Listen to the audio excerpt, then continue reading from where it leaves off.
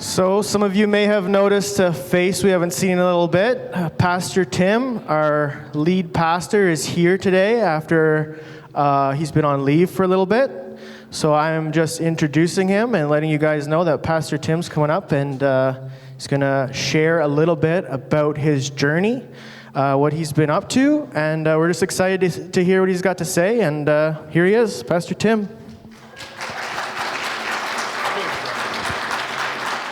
Hello.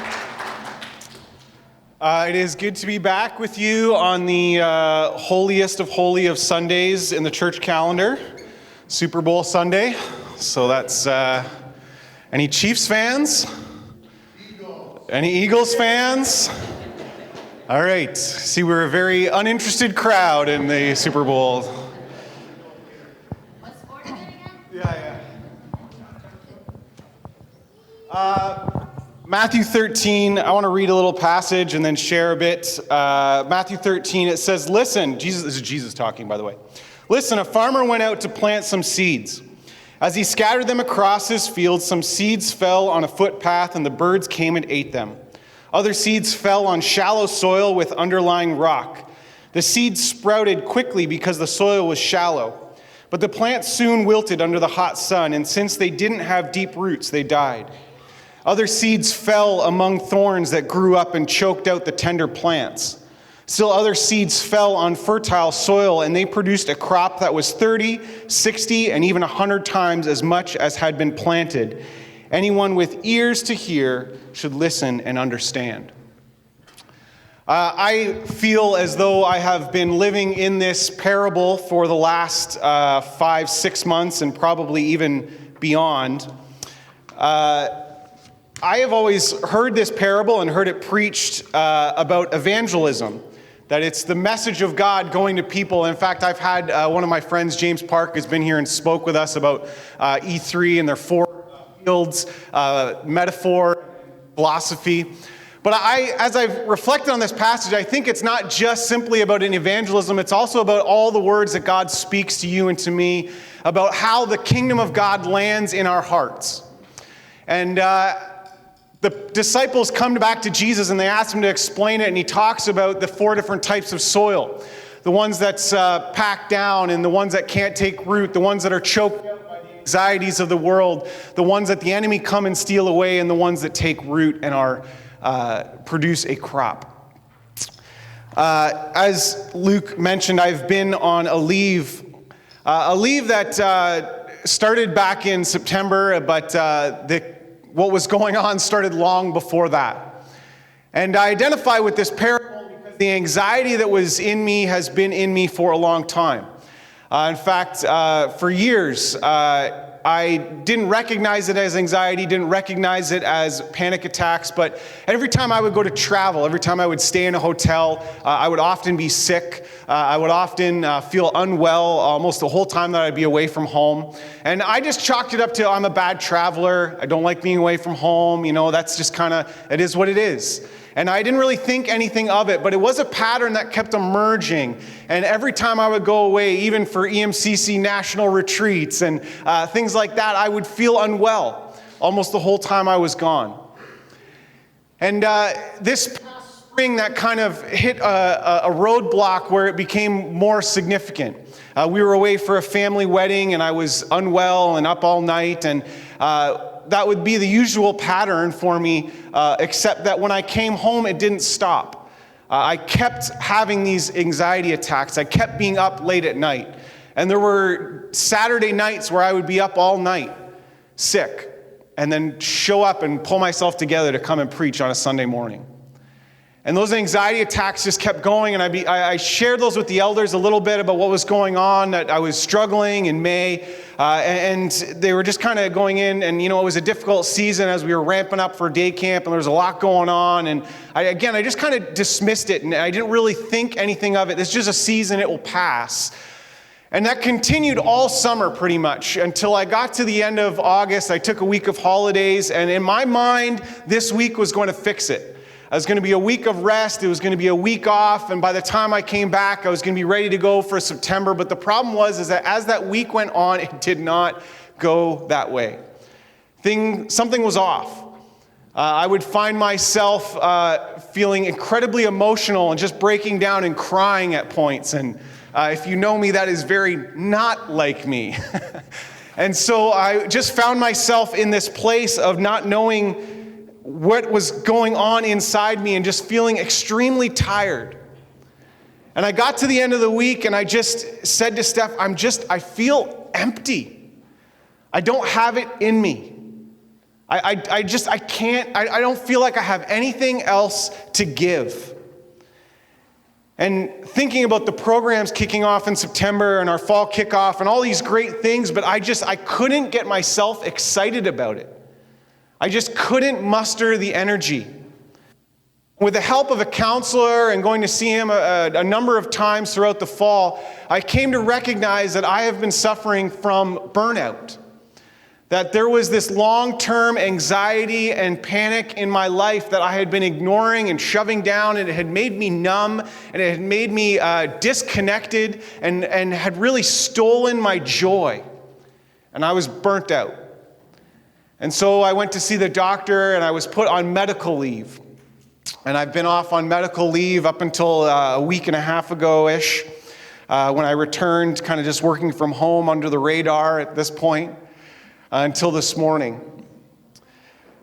But as I've been off on medical leave, one of the things it has allowed is a time of reflection. I met with a number of members of our national team, our RM, Jeff Knott, John, and a number of others who really allowed me to talk about what was going on and debrief some of that stuff. You know, and I really spent some time and took an evaluation of my skills, my passions, my calling. I don't know if you know this, but in 2022, there was a report released on the status of the church, and 46% of pastors admitted that they were contemplating and considering leaving the ministry. And I know that stat, 46%, because I was one of those 46%. I wasn't sure if I was ever coming back. I wasn't sure if I could do this anymore. I just wasn't sure. And I began to really, as I said, dig down and evaluate my skills, my passion, my calling. And I began to hear others and God reaffirm who I am. And I began to spend some time rediscovering some passions and hobbies that had been put on the back burner. And having a renewed sense of purpose and calling in ministry. And all this led me to a recognition, and this would be the tough part, that God is calling us elsewhere. That we really feel that we're taking a step of obedience. We don't really know 100% what's next. We feel that our time at Plattsville has come to an end. And so 2 weeks ago when I came back to work, I also sent a letter of resignation to the board and to the elders. And I'll be finishing up here at the end of March as lead pastor and really stepping out in faith. And one of the things that has really kind of resonated with this story with me is that if we're going to allow the uncertainties to crowd out what God is speaking to us, we are never going to become that fruitful land. And so I've really wrestled with it, and I think I said this to my RM when we met last week, and I said I've never quit a job before without knowing what the next job is. Every time I've quit a job, it's because I had an offer from someone else. This is the first time in my life I've ever done that. And it's really a step of obedience, and it's just purely, simply that, obedience. We don't know exactly what's coming. We have some ideas. And I can share some of those with you if you'd like. Last January, we went to YWAM in Kona, and we spent some time reconnecting with some friends. And while we were there, God began to speak to me and speak to Stephanie about some long-lost passions that had kind of, if I'll be honest, this is Tim's confession time. Tim had bulldozed out of Stephanie. And in a pursuit of full-time ministry, it had been me and God rather than we and God.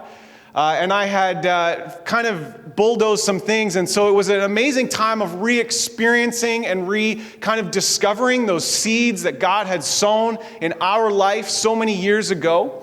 And again, trying to say, how are we going to be fruitful now, and how are we going to be obedient with these new seeds? And so when I came home, I talked to the board and elders a little bit about our desire to go back to Kona this April.